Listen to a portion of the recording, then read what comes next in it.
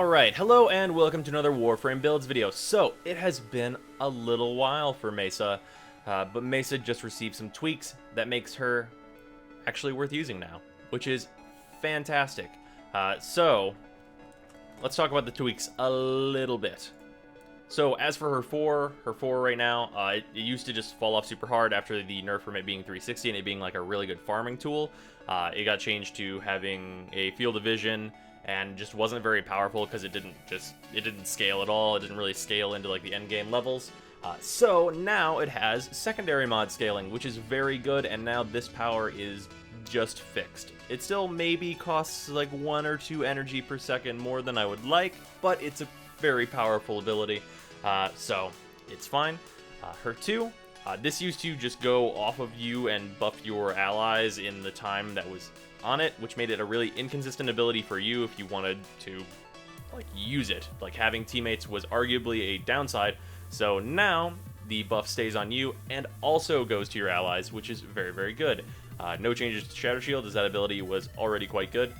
And then as for the 1, no changes were made here either, although I will say I wish they had removed the buffer limit to let this ability scale for good single target damage. Just in the much later levels, being able to pick one guy and be like, you're the guy that's dead, would be very nice. Otherwise, fantastic frame all around. So let's get to the build. So what I've been using is this, and this is one Forma. I had to change the aura slot so I could use Energy Siphon or Corrosive Projection. Generally, it's going to be Corrosive Projection, but I was using Energy Siphon earlier. So the big thing here is just like having a bunch of energy lets you stay in your 4 for a while. Being at high energy is really, really useful. All this duration, the duration gives me the rest of the efficiency I need for my 4, and also makes my 2 and my 3 last longer, so I don't have to monitor them as much. They last a very good amount of time, like both over 40 seconds if I'm correct, and it's just fantastic. The stretch is so that my 2 can stun people and jam their gun at longer ranges, which I feel like is very useful, and then of course Intensify for more damage for my Peacemaker. Other than that, the additions that I'm going to be making to this build, I think I'm going to add some more Forma, is I'm going to throw Transient Fortitude in here in this last slot, and then I think bumping up Fleeting Expertise will still keep me at my top efficiency for my 4, and then in the top slot here I'll probably add Firewalker for some mobility. But this build is still quite good, as we will see. So with it taking secondary mods into account though, this is my Lex. So the stats for your regulators, which are the pistols that you use in Peacemaker, it has 25% critical chance now, and it has a 3.0 multiplier. So using a crit build is very, very good. Turns out the best pistol in the game, the Lex Prime, is also a crit weapon with very, very similar stats. So I just changed out my Shadow Det mod on this so that I could have corrosive damage and heat, and that was pretty much the only change I had to make to my Lex. I mean, this build takes a long time to get. I'm going to show what this is like on a much simpler build with way less Forma and like no Prime mods, just so you guys can get an idea of the damage output you'll be getting. But this build here is very, very good for murdering some everybody. Also, I'm using the Vacor Heck. I feel like she's really good with shotguns now, just because of the way her 2 interacts, which we'll see. And then the Redeemer I'm using for some longer range healing if I need it, which I shouldn't for this test. But let's get started. Mesa is super fun now. She's kind of finally to the place where she's just a stylish gunslinger that I feel like she was supposed to be like the whole time. I was testing other things. Whoops, we'll talk about that maybe. But yeah, she's just really solid now. She falls off a little bit in the level 140 test that I had been doing there, and I'll show that just for showing that sake. But she's quite good. So let's get started. So your 3, 95% damage reduction with this power strength on projectiles only. Infested will kind of fuck you up as Mesa right now. And the thing is Mesa is that you have like some real priority targets. Like some like really priority targets, and that is the healers. The healers, and then once the healers are down, you can use your 4 a little more unsparingly. Once you're fully focused in with your 4, it is really, really good. You have to go through 40 shots before it gets to full focus, but once you're there, it's very strong. One of the problems with Peacemaker is that obviously it thrives in wide open spaces like this, where you can like usually see most of the enemies. Normally, for a lot of Warframes, this is a big downside when they're squishy. But for Mesa, this is kind of her environment where she wants to be. In lots of hallways with melee enemies, it is a lot more dangerous with Peacemaker, but in environments like this and the more open tile sets, she does very, very well. But let's show that one more time, because that was kind of like the ideal scenario, where I was not really having to use my 2 and my shotgun very much. So the big thing with the 2, with the shotgun, is that you get close, and their guns turn off. And when their guns do that, they stand still, which is really useful for just, like, you know, blowing their brains out. Because they're standing still.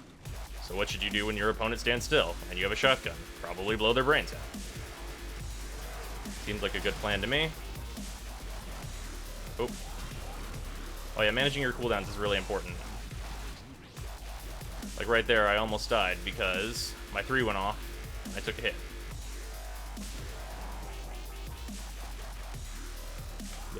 On the super tough enemies, you definitely want to use your Peacemaker, like almost always,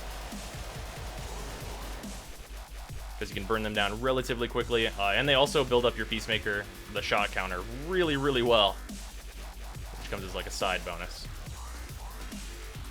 Yeah, managing your cooldowns is a huge thing here. Also, if I did not mention, the damage bonus you get from your 2 is actually pretty alright. But yeah, there you go. A little more with the shotgun there. But yeah, there's that. And then I'm going to show... Okay, I'll show what the DPS on this is like with Peacemaker with this against that 8 heavy gunner group. And then I'll show it with my Vacor Murloc, which is a much less Forma and Prime Mod heavy build. And then we'll go ahead and show the fall off of the regulators.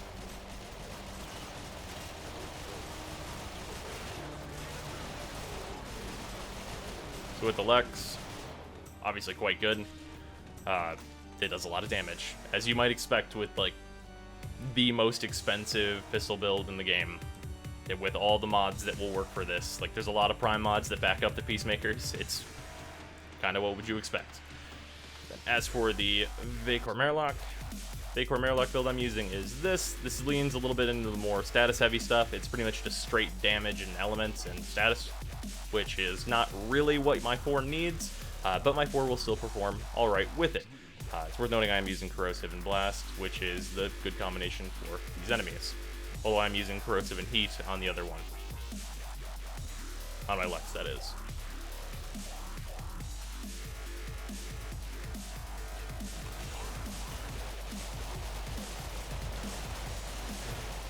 This one will only start to be really relevant once I'm in full ramp up. And even then you can see it definitely takes longer.